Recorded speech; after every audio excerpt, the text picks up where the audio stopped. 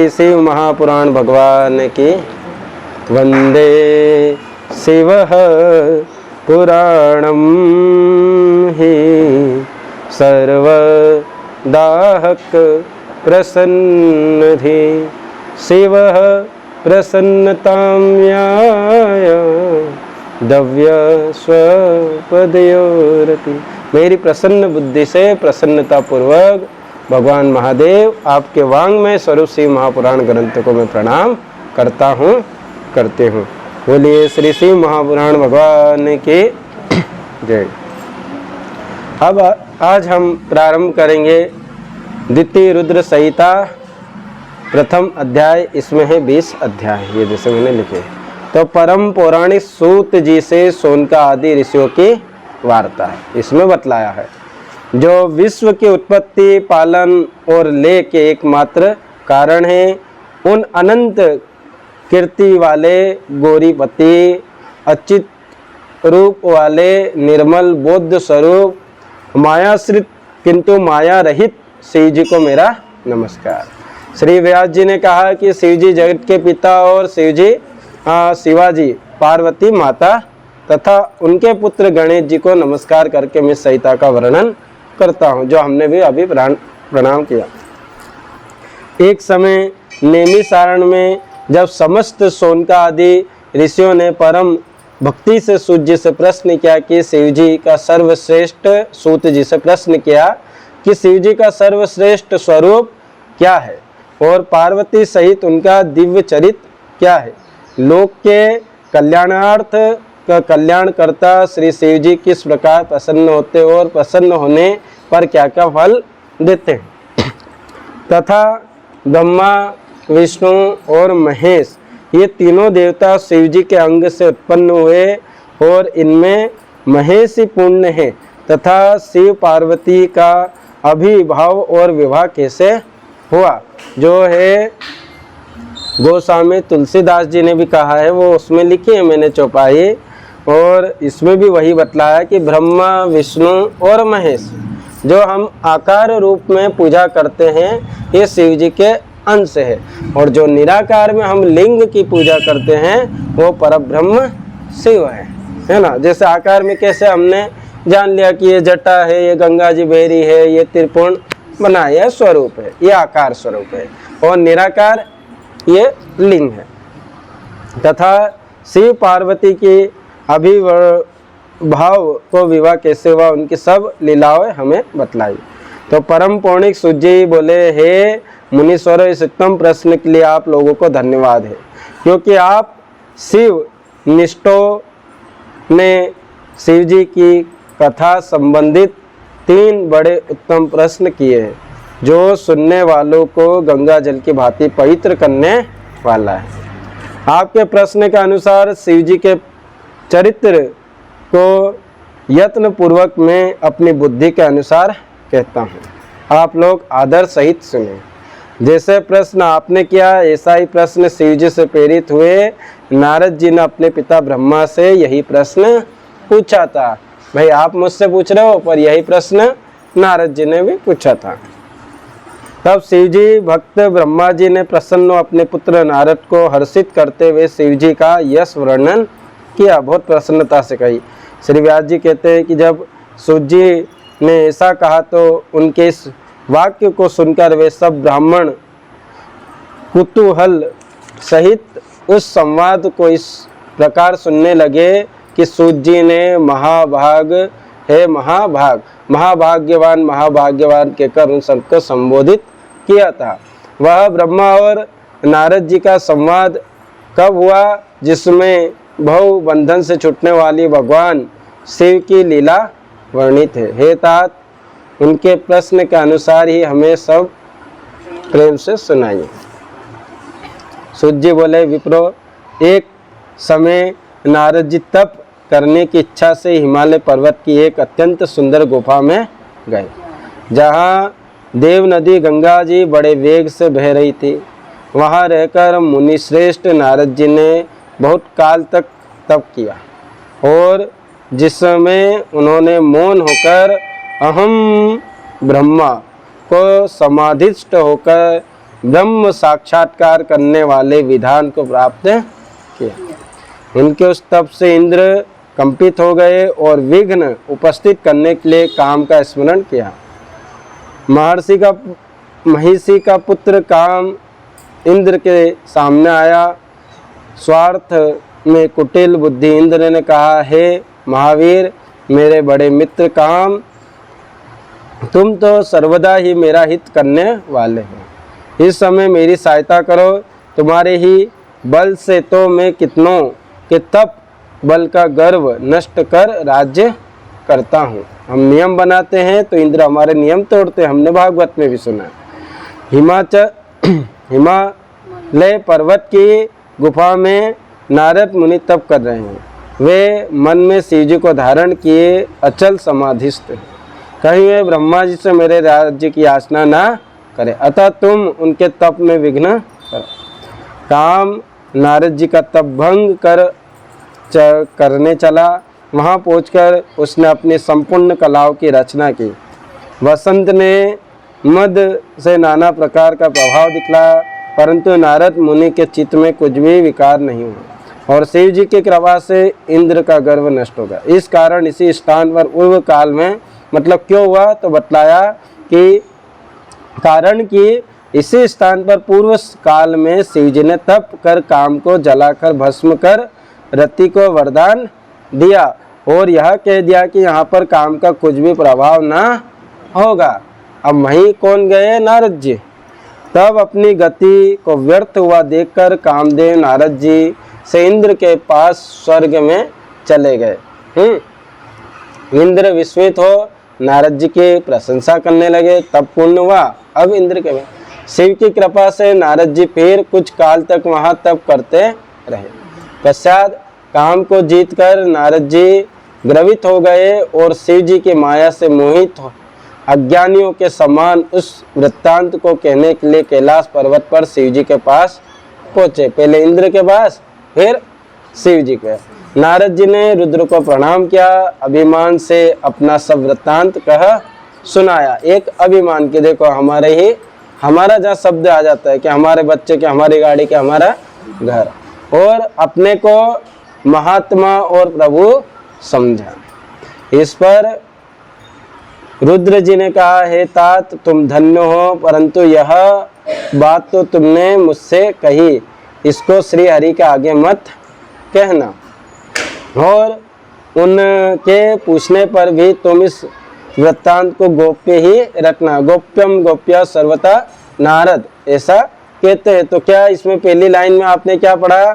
प्रभु को, अपने को महात्मा और प्रभु समझा। तो जैसे इसमें थोड़ा छोटा दे दिया और ग्रंथों में बड़ा कि भाई अब देवताओं के समान, जैसे नारद जी की पूजा करते, क्या हम नहीं करते, प्रणाम करते, सप्त ऋषि की करते हैं देवताओं की, तो जैसे देवताओं की पूजा होती है वैसे मेरी पूजा भी होगी, ऐसा।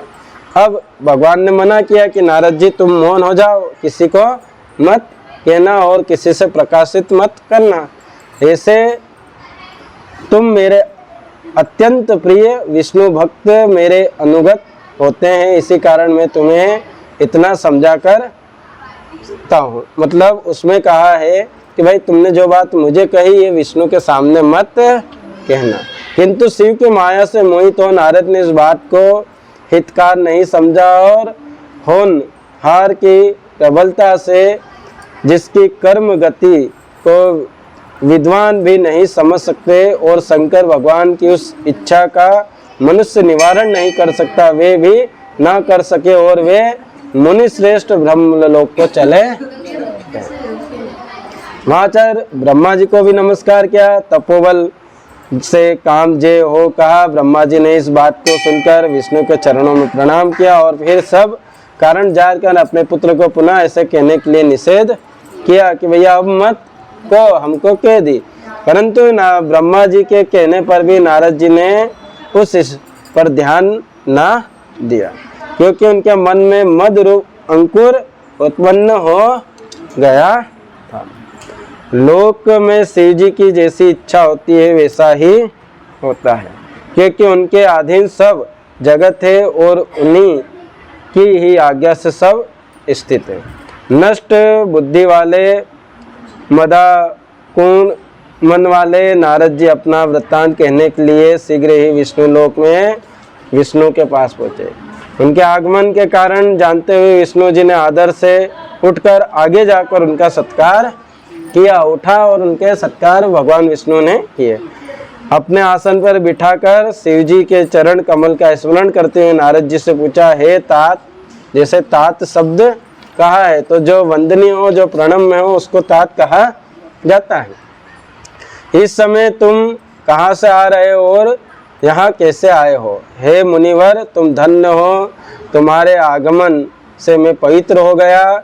विष्णु भगवान के इन वाक्यों को सुनकर नारद जी गर्वित हुए और मद सहित अपना सब वृत्तांत कहा अहंकार से।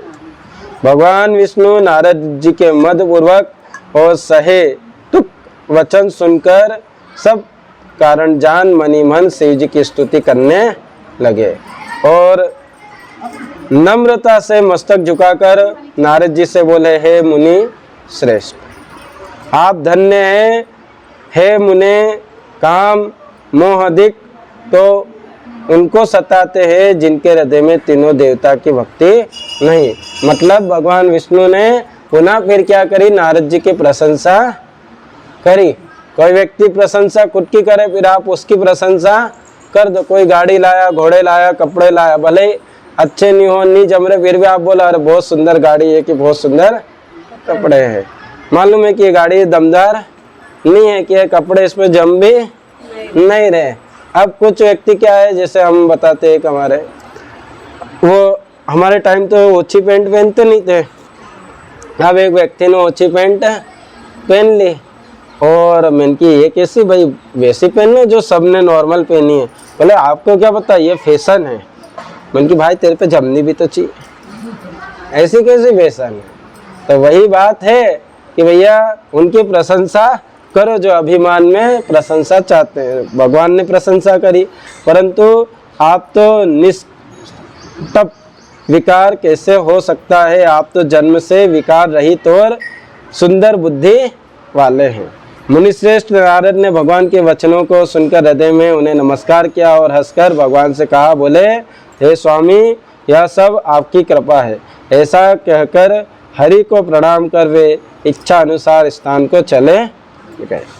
अब तीसरा अध्याय आता है, नारद द्वारा शिव गणों को श्राप। ऋषि बोले, हे महाभाग व्यास जी, श्री सूत जी, आपको नमस्कार। और आप अपने कृपा करके हमारे लिए अद्भुत चरित्र का वर्णन किया। हे तात, अब आप हमसे कहिए। व्यास जी कहते हैं कि जब पौराणिकों में उत्तम सूत जी से ऋषियों ने इस प्रकार पूछा तो उनकी अनेक स्तुतियों को सुनकर शिव का स्मरण करते हुए सूत जी बोले। अब कथा वापस प्रारंभ होती है कि जब नारद जी चले गए तो भगवान ने अपनी माया को प्रेरित कर नारद जी के जाने वाले मार्ग में 100 योजन विस्तार वाले एक सुंदर नगर की रचना कर दी, जो उनके विष्णु लोक से भी सुंदर और अनेक वस्तुओं से परिपूर्ण था। जो वैकुंठ लोक में नहीं है उससे भी अधिक वह सुंदर, और जिसमें ऐश्वर्य संपन्न शील निधि नाम का राजा अपनी पुत्री के स्वयंवर का महान उत्सव कर रहा था, और जिसमें चारों ओर के राजा आए हुए थे तथा वे सभी कन्या के वरण में उत्सुक हुए और अनेक प्रकार के वेशों से शोभा संपन्न थे। ऐसे नगर को देखकर नारद जी मुग्ध हो गए और उनमें काम का अनुभव संचार हुआ। कोतकी नदी राजा के द्वार पर जा पहुँचे और राजा शील निधि ने उन्हें श्रेष्ठ रत्नों के सिंहासन पर बिठाया, उनकी पूजा की और श्रीमती नामक अपनी विश्व मोहिनी भी कहा है उसका एक नाम है ना, कन्या को बुलाकर नारद जी के चरणों में प्रणाम। तब उस कन्या को देखते ही नारद जी विस्मित हो गए और राजा से उसका परिचय पूछने लगे। परिचय पाकर काम विहीन उसको पाने की इच्छा कर राजा से बोले, राजन, तुम्हारी यह कन्या सब लक्षणों से युक्त है, बड़ी भाग्यशाली है और धन्य है। इसमें लक्ष्मी कैसे सभी गुण विद्यमान है। भाई पहली उपाधि क्या दे दी? लक्ष्मी की, है ना। और देवताओं में श्रेष्ठ इसका ईश्वर जो किसी से जीत ना सके, जो किसी से जीत ना सके ऐसा ईश्वर। शिव जी के समान विभु और काम को जीतने वाला होगा, निश्चय वही इसका पति होगा। अब आशीर्वाद तो ये दे दिया कि शिव के समान और काम को जीतने वाला वही इसका ईश्वर होगा। तब स्वयं उनसे कैसे विवाह हो जाए जब उनने ही खुद ने आशीर्वाद दे दिया। ऐसा कहकर नारद जी राजा को आज्ञा लेकर शिव माया से मोहित हो इच्छा पूर्वक वहां से चल दिए और मन में विचार करने लगे कि इसको स्वयंवर में किस प्रकार प्राप्त करें तथा यह सब राजाओं को अकेले छोड़ मेरा ही वरण कैसे करें। स्त्रियों को प्रायः सुंदरता ही अत्यंत प्रिय होती है, जिसे देखकर स्त्रियां प्रसन्न हो निसंदेह उसके वश में आ जाती है। तब विष्णु बड़े सुंदर हैं। नारद जी उनका रूप मांगने के लिए विष्णु लोक चले गए।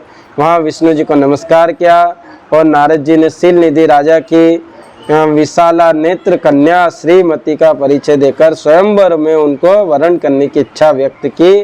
कहा कि यदि आप अपना स्वरूप मुझे दे दो तो अवश्य वह मुझको प्राप्त हो सके। आपके बिना वहाँ मेरे कंठ में जयमाला नहीं डालेगी। तो एक कथा आती है कि भगवान ने उनका स्वरूप मांगा कि आपका स्वरूप दे दो, तो जो बंदर ही क्यों दिया। तो भागवत में ध्यान से आपने सुना होगा, जब ब्रह्मा जी ने से पूछा कि भैया भगवान से कि ये सब कैसे बनाया, सृष्टि कैसे बनी, कुछ साधन हो उससे ही बनाई जाएगी, रोटी भी आटा हो तो बनेगी। तो भगवान विष्णु कहते हैं कि भैया मैं ही बना, मैं ही पहाड़ बना, मैं ही जीव बना और मैं ही जंतु बना। तो जितने बंदर गाय भैंस सब में परमात्मा ही विद्यमान है। तब उनने क्या है उनका स्वरूप मांगा, ये थोड़ी कि जैसे आप दिख रहे हो वैसा। भाई कहा आपका स्वरूप दे दो, तो उनने बंदर का स्वरूप दे दिया, क्योंकि वो भी मैं ही हूँ, सब में मैं ही हूँ। अब ठीक है, मुझे प्राप्त कर उनके हे नाथ आप मुझे अपना स्वरूप दे दीजिए, क्योंकि मैं आपका प्रिय सेवक हूँ। सूत जी कहते हैं कि मुनि के इन वचनों को सुनकर भगवान हंसे और शिव जी की प्रभुता को जानकर दया से वचन बोले, हे मुनि आप जहाँ जाना चाहे चले जाइए, जैसे वेद रोगी का हित करता वैसे ही मैं आपका प्रिय कार्य करूँगा। भाई आपका हित ना हो ऐसा कार्य नहीं करूँगा, क्योंकि आप मेरे प्यारे हो। ऐसा कहकर भगवान विष्णु ने मुनि को बंदर का मुख दे दिया। इन पर कृपा करने के लिए अंतर्ध्यान हो गए और मुनि ने समझा कि हरि ने मुझे पर कृपा कर दी। वह कृतार्थ तो चले गए, परंतु उनके यत्न को नहीं पहचाना। फिर मुनिश्रेष्ठ नारद जी शीघ्र ही वहाँ गए जहाँ राजपुत्रों ने से घिरा हुआ स्वयंवर हो रहा। फिर तो राजपुत्रों से व्याप्त और दिव्य वह स्वयंवर सभा जो उस समय इंद्र की सभा के समान शोभामान हो रही थी, उसमें जाकर नारद जी बैठ गए और विचार करने लगे कि अब तो विष्णु रूपधारी मुझको राजकन्या निश्चय वरण करेगी। उन्होंने अपने मुख को कुरूप नहीं जाना। अन्य सब मनुष्यों ने भी मुनि के पूर्व रूप को देखा और अन्य सभी राजपुत्रों ने उस भेद को ना जाना। भाई जितने भी राजमुनि आए थे राजा, सबको उनको मुनि ही दिखाई दे रहे थे, परंतु वहाँ दो गण रुद्र गण जो ब्राह्मण के वेश में नारद जी की रक्षा के लिए आए थे, वो उस भेद को जानते। भगवान शंकर ने दो गण भेज दिए कि भाई नारद की रक्षा करना, कभी कुछ हो तो। वे दोनों मुनि को मूड समझकर मुनि के पास गए और परस्पर बातें करते हुए नारद जी की हंसी करने लगे। मतलब कि उसमें बतलाया है कि नारद जी को देखे और हंसे, तो अपने ही सामने देखे हंसे, तो अपन को लगा भैया क्यों हंस रहे हो। छल युक्त उन्होंने नारद जी का परिहास किया। कामविहीन मुनि ने उनके वाक्य को यथार्थ रूप में नहीं सुना और राजकन्या को प्राप्त करने की इच्छा से उसी को देखते हुए मोहित हो गए। इसी बीच वह राजकन्या बहुत सी स्त्रियों सहित अंतःपुर से पति वरण की इच्छा से चली, जिसके हाथ में सुवर्ण की माला थी और वह सुंदर व्रत वाली साक्षात लक्ष्मी के समान सभा में आ पहुँचे तथा अपने सामने वर को ढूंढती हुई घूमने लगे। तब मुनि का और सब रूप तो विष्णु सा था, किंतु मुख बंदर सा देख कर वह मुनि पर अत्यंत कुपित हो गई। हाथ पांव तो सब वैसे पर मुंह बंदर जैसा दिखे, तो देखा आभूषण तो सब किए। और वहां से दृष्टि हटाकर प्रसन्न मन से आगे चली गई। उसने सारी सभा को देखा पर किसी को अपने अनुरूप ना पाकर माला नहीं पहनाया। इसी समय राजा जैसा स्वरूप धारण किए हुए विष्णु वहां आए, जिन्हें राजकन्या ने के सिवा किसी ने नहीं देखा। भगवान को देखते ही कन्या का मुख कमल प्रसन्न हो उठा और वर चाहने वाली उसने भगवान के गले में माला पहना दी। राजा रूपधारी विष्णु उसको लेकर शीघ्र ही अंतर्ध्यान हो अपने स्थान को चले गए। अन्य राजकुमार राज्य कन्या के ना पाने से निराश हो गए तथा नारद जी काम से और भी विला हो गए। तब उन दोनों रुद्रगणों ने नारद जी से कहा कि आप तो व्यर्थ ही काम मोहित उस कन्या की चाह करते हैं, पहले अपना मुख तो देखिए कि जो कि बंदर के समान बना है। सूर्य जी कहते हैं कि उनके वाक्य सुनकर नारद जी ने निश्चय किया और शिव जी की माया से मोहित उन मुनि ने अपना मुख जल में जाकर देखा तो अत्यंत क्रुद्ध हो उन्होंने दोनों गणों को श्राप दिया और कहा कि तुमने मुझ ब्राह्मण की हंसी की, अतः राक्षस हो जाओ। शिव जी के गण उनके इस श्राप को सुनकर और मुनि को मोहित हुआ जानकर कुछ ना बोले और शिव जी की स्तुति करते हुए अपने स्थान को चले गए। यह सब शिव की इच्छा थी। तो आज हमने 3 अध्याय पूर्ण हुए। तीसरी शिव महापुराण रुद्र संहिता 3रा अध्याय पूर्ण हुआ। बोलिए शंकर भगवान की जय। वस्त्र निकाल दो।